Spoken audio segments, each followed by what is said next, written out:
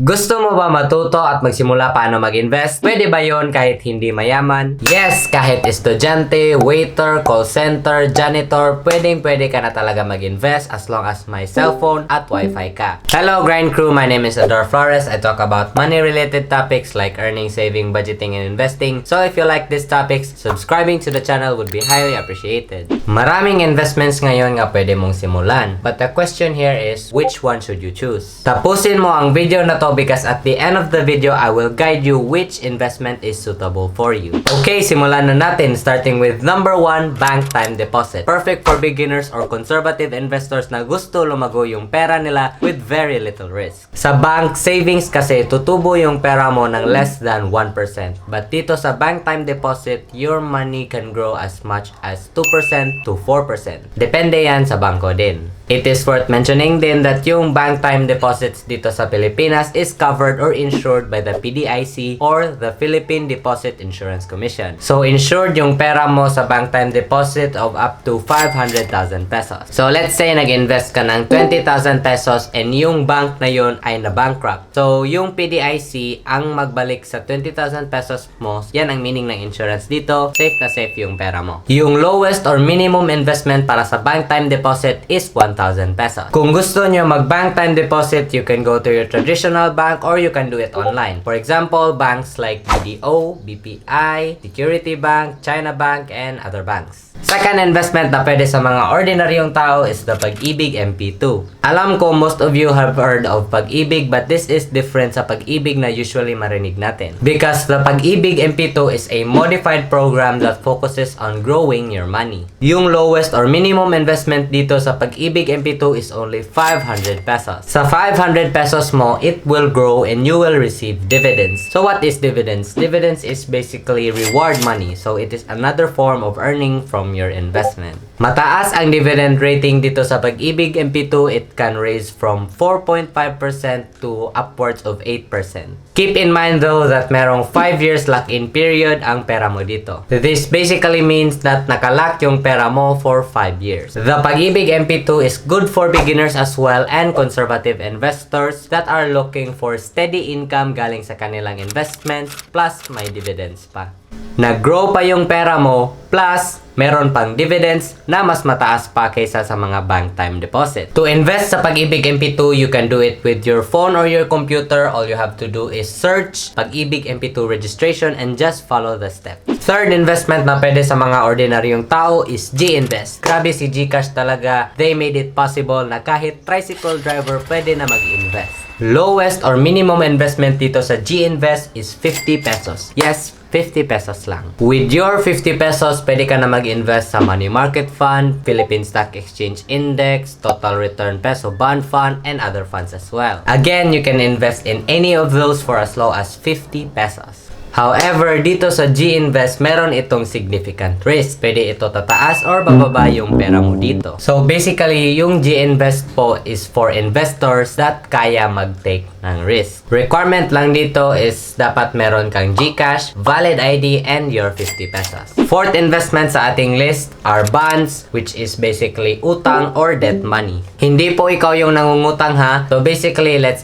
say for example, the government. The government is borrowing 5,000 pesos from you and they will pay your 5,000 pesos back with interest. So yun po ang investment part dito. Ang bonds po ay pwede tataas at bababa din kagaya ng Ginvest. So hindi ito for beginners as well. And since utang po ito, wala po itong tax. Yes, bonds po has no tax because debt money cannot be taxed. Lowest or minimum investment dito sa bonds is 50 pesos dun sa Ginvest, and then outside sa Ginvest, it could be as low as 5,000 pesos dun sa Call Financial, First Metrosec, and other platform. Number 5 investment na pwede sa mga ordinaryong tao is stocks or stock market. Very affordable investment din. Yung stocks po belong to the high risk category investment. So again, high risk equals high reward. And yung stock or yung stock market po is good for aggressive investors that kaya mag-take ng ng risk. Buying stocks is basically buying a portion of a company. Let's say bumili ka ng Jollibee stocks. That means ikaw ay isang shareholder or part owner ng Jollibee. If Jollibee continues to grow or expand, then your money will grow as well. And on top of that, meron kang dividend, which again is reward money. In short, part owner ka ng company, nag-grow pa yung pera mo, plus may dividends ka pa. Minimum or lowest investment dito sa stocks or stock market is 1,000 pesos and it could be lower depending sa platform na ginagamit mo. You can buy stocks sa Ginvest, PhilStocks, Call Financial, First Metrosec, and other platforms. 6 investment para sa mga ordinaryong tao ay REITs or Real Estate Investment Trusts.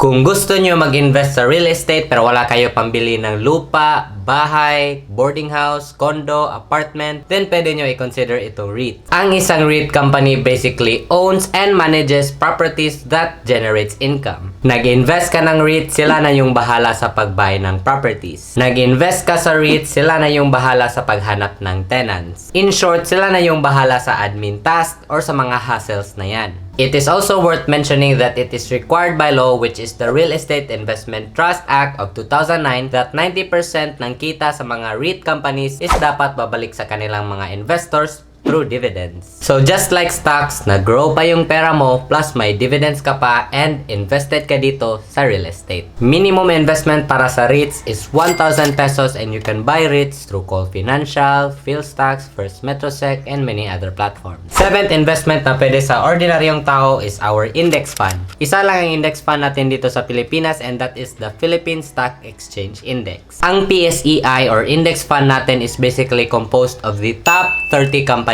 dito sa Pilipinas and that includes Jollibee, SM, Ayala, BDO, BPI, PLDT, and etc. If ayaw nyo mag-invest ng individual stocks kasi mas hassle siya, then you can consider investing sa PSEI or index fund natin. This means invested ka na sa top 30 companies dito sa Philippines which requires less monitoring kasi again, naka-index or naka-group na po siya. Unlike individual stocks na mas hassle siya. For example, magsabi kayo ng anong nangyari sa Jollibee stock ko? Anong nangyari sa PLDT stock ko? So dito, yung i-monitor mo lang talaga is yung index fund itself. 30 companies in one investment. Yan ang index fund. Minimum or lowest investment para sa index fund or PSEI is 50 pesos doon sa Ginvest and outside sa Ginvest which is from Call Financial, PhilStocks, First Metrosec, and other platforms, it could range from 1,000 pesos more or less. Alright, let's proceed to 8th investment para sa mga ordinaryong tao which are mutual funds. A mutual fund is basically pooled money, let's say from me, you, and other investors. Yung pooled money na yan will be used to buy assets like stocks, bonds, and other investments. Mutual funds are managed by professionals licensed by the SEC or Security Exchange Commission.